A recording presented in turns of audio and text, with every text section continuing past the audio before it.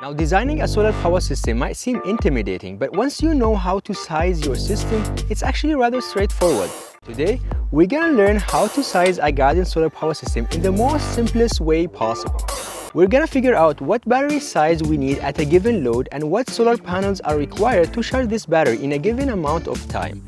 So the first question is, what are the loads that I'm gonna use? I would be using a couple of LED lights and a small fan, which will take around 30 watts. One cooler, which is about 40 watts, and occasionally some electric tools, which will take around 500 watts. The next question is, how long are these devices going to be used? Since I am in the garden mostly on the weekends, so my weekly consumption will be 6 hours for the LED and the fan, 16 hours for the cooler, and around 1 hour for the electric tools. So in total, my weekly energy needs is 1320 watt-hour.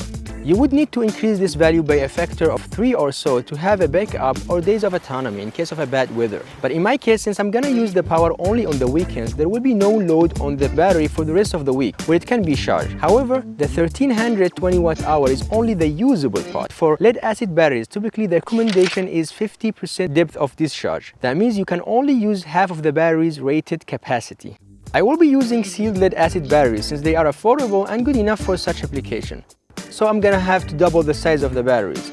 So two 12-volt, 120 amp hour would give us 2880 watt-hour, which is slightly more than what we need, which is even better. Now that we know the size of the batteries, we can size the solar area that can fully charge those batteries. Depending where you live, you can find the average of sun time per day. In my location, the average is about 4 hours a day.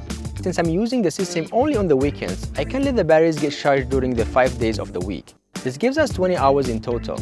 So we need to divide the batteries by the total amount of sun hours, and that will give us a solar array of 144 watt in size. Putting in consideration all the energy losses in the wires and the other inefficiency factors, you would need to round up to 200 watt. And solar panels are not as expensive as they used to be 10 years ago anyway.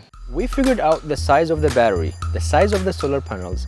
Now we need to figure out what size solar charge controller needs to be able to charge our batteries with the 200 watt solar panels. All we need to do is divide our 200 watt solar panels by 24 volt, which will give us around 8.4 amp.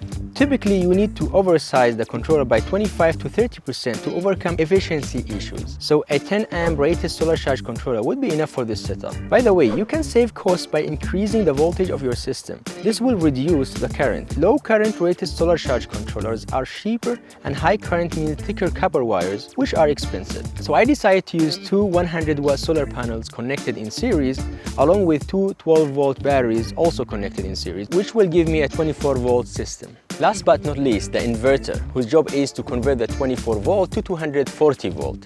It should be also able to handle high surge current, so typically you double or even triple the total amount of load. So a 1000 watt rated inverter with 2000 watt peak power will get the job done.